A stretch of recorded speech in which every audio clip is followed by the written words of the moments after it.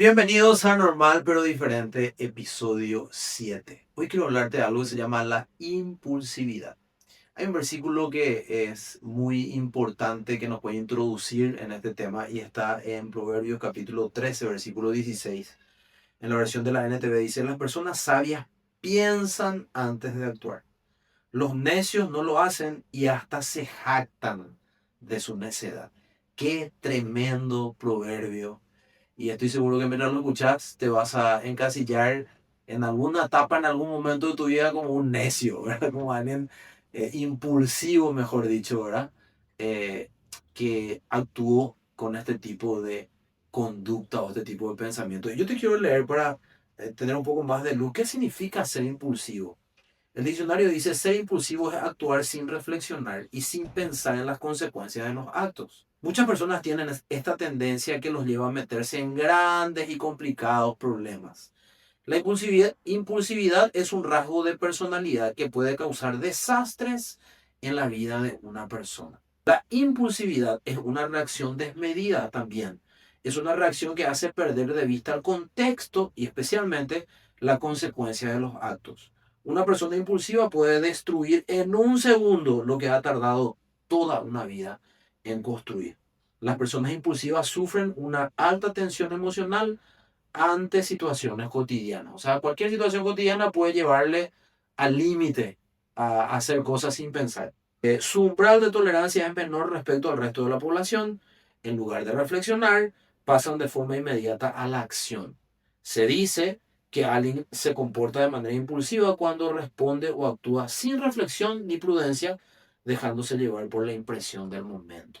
Hay un dato acá importante también que anoté para compartirte, que son las características de una persona impulsiva. Hay muchas, pero yo traté de resumirlas en esta que me llamaba más la atención, como por ejemplo: actúa, luego piensa, que es lo que estuvimos hablando básicamente hasta acá; contesta antes de terminar de oír la pregunta; tiene dificultades para guardar su turno; no soporta perder; es impaciente; tiene baja tolerancia a la frustración; tiene muy poco autocontrol; quiere todo ya; es desorganizado; reacciona de manera desmedida ante cualquier cosa; le cuesta planear; busca satisfacer sus deseos inmediatamente; cambia rápidamente de una actividad a otra; no tiene perseverancia. Y es importante, teniendo esta radiografía de cómo es una persona impulsiva, entender que una persona impulsiva siempre actúa con necedad, porque no piensa para hacer las cosas. Hace las cosas y luego, si Dios es grande, piensa. Si le da lugar a Dios, piensa. Y miren lo que dice, tomando esta palabra necedad o necio como un sinónimo de impulsivo, lo que dice Efesios capítulo 5, versículo 15 al 17. Así que tengan cuidado de cómo viven. Tengan cuidado de cómo viven. No vivan como necios, sino como sabios. Saquen el mayor provecho de cada oportunidad en estos días malos. Y acá viene como la Biblia es puntual siempre. Por eso me impacta tanto la palabra del Señor. No actúen sin pensar. Más bien procuren entender. Procuren entender. Eso va a requerir que hagas una pausa y pienses, o yo piense antes de actuar. Procuren entender lo que el Señor quiere que hagan.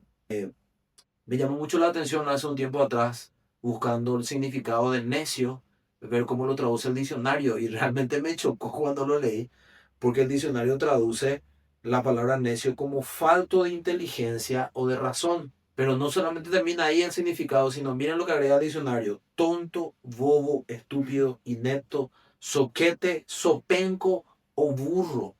Esa es la característica de una persona necia, una persona impulsiva que actúa sin pensar. Y Dios no quiere que te encasilles, ni que yo me encasille dentro de este tipo de conducta y este tipo de acción.